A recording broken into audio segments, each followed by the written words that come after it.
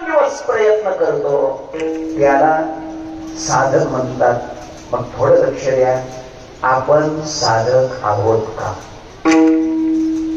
आपल्या जीवनातील संपूर्ण दुःखाचं मूळ कारण आपण शोधलंय का? नाही शोधलं. का शोधलं नाही त्याची उत्तर देतो. लक्ष द्या, आपण साधक नाही. आपण आपल्या जीवनातल्या दुःखाचं कारण शोधलेलं नाही. का शोधलं नाही त्याचं उत्तर देतो.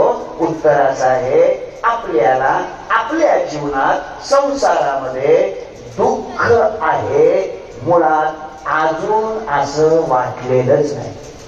लक्ष देत आहे, संसारामध्ये दुःख आहे असं अजून आपल्याला वाटलेलंच नाही. ऐका जरा, दुःखाच्या कारणाचा शोध मनुष्य कधी घेतो?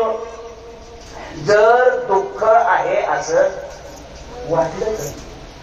दुःख आहे असं जर वाटलंच नाही, दुःखाची जाणीव जर झालीच नाही, तर त्याच्यातून बाहेर पडण्याचा प्रयत्न मनुष्य करणारच नाही. कधीतरी आपल्याला संसारात दुःख आहे असं वाटलं पाहिजे. लक्ष द्या, संसारात दुःख नाही का? तुम्ही जागे, संसारात दुःख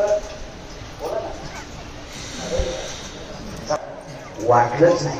मी काय का दुःख असूनही दुःख आहे असं वाटत नाही. हेच तर आपल्या जीवनातलं दुःख आहे. आणि मला वाटतं हे मी सांगितलेलं वाक्य जर आपल्याला कळलंच नसेल तर हेच माझ्या जीवनातलं दुःख आहे. दोषाची जाणीव झाल्याशिवाय गुणाकडे प्रवृत्ती होत नाही. बंधनाची जाणीव झाल्याशिवाय मुक्ततेचा प्रयत्न जीवनात होऊ शकत नाही. कधीतरी आपल्याला आपल्या जीवनातल्या दुःखाची काय झाली पाहिजे? जाणीव झाली पाहिजे. महाराजांची भाषा आहे. महाराज सांगतात, संसारातलं दुःख ऐकून पाषाण सुद्धा फुटत. अनेक दुःखे सांगो मी किती, सकळ संसाराची स्थिती. नसाहे पाषाण फुटती, भयताप चित्ती भरलासे. थोडं लक्ष चांगलं द्या.